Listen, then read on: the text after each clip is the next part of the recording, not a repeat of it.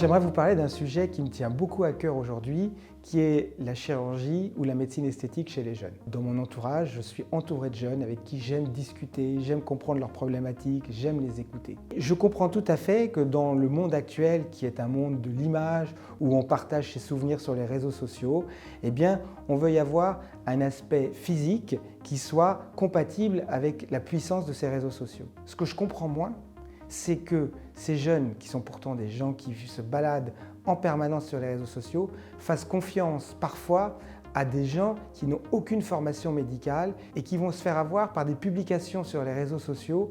Et comme on est dans une société de l'immédiateté, finalement, ils vont immédiatement aller se faire injecter parce que ça répond à leurs besoins ou leurs désirs immédiats. La seule chose que je vous demande, les jeunes, c'est: vous avez raison de vous faire injecter, vous avez raison de vous faire opérer. Moi, je vais vous raconter, j'ai opéré ma fille à l'âge de 18 ans d'une rhinoplastie parce qu'elle était complexée par son nez. Et j'ai accédé à la demande et je l'ai tout à fait comprise. Mais faites attention aux gens que vous allez voir. Il y a en France des sociétés qui sont des sociétés savantes, la Société française de chirurgie esthétique, la SOFCEP.